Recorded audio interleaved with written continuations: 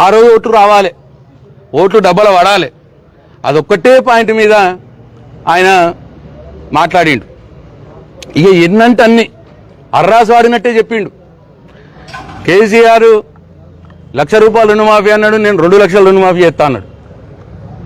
ఇక ఈరోజు కూడా సగం మంది కూడా 2 లక్షల రుణమాఫీ కాలే ఈ రాష్ట్రంలో. మా బాల్కొండ నియోజకవర్గంలో 51,000 మంది రైతులుంటే కేవలం 21,000 మంది రైతులకు మాత్రమే అయింది రుణమాఫీ. ఇంకా 30,000 మంది రైతులకు ఇవాళ రుణమాఫీ కావాలి. కేసీఆర్ 10,000 ఇస్తాడు రైతు బంధు, బిచ్చమే ఎత్తున్నాడు రైతులకు. 3వ పంటకు కూడా ఇవ్వాలి, 2 పంటలకే ఎత్తున్నాడు. నేను వస్తే 15,000 రూపాయలు ఇస్తా కాంగ్రెస్ పార్టీ నేను వస్తాయని అన్నాడు. 15,000 పోయింది, 12,000 అన్నాడు. ఆ 12,000 కూడా ఒక కాలం ఎగ్గొట్టిండు, ఇంకో కాలం ఎంపీ ఎలక్షన్లు ఉన్నాయని ఇచ్చిండు.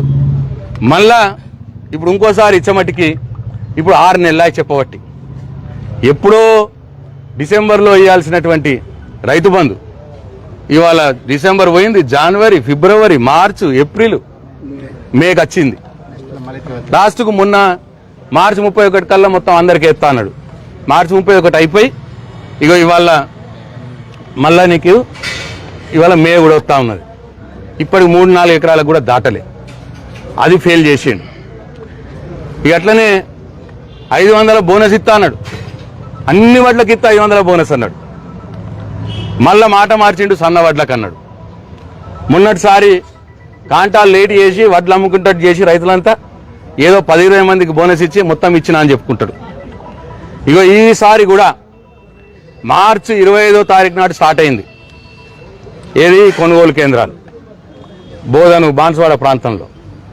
అంటే ఇప్పటికి 40 రోజులైంది వడ్లు తీసుకొని, 40 రోజులైంది. ఇప్పటికి ఒక్కళ్ళకు కూడా బోనస్ వాళ్ళే, 500 రూపాయలు బోనస్ వాళ్ళు ఇస్తా అన్న బోసు ఒక్కళ్ళకు కూడా వాళ్ళే. నేను డిమాండ్ చేస్తా ఉన్నా ఈ సందర్భంగా, మీరు అర్జెంటుగా మీరు చెప్పినటువంటి 500 రూపాయలు బోనస్ వేసి అవి వేయాలి.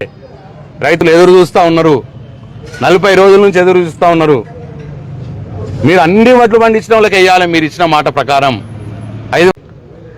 అట్లనే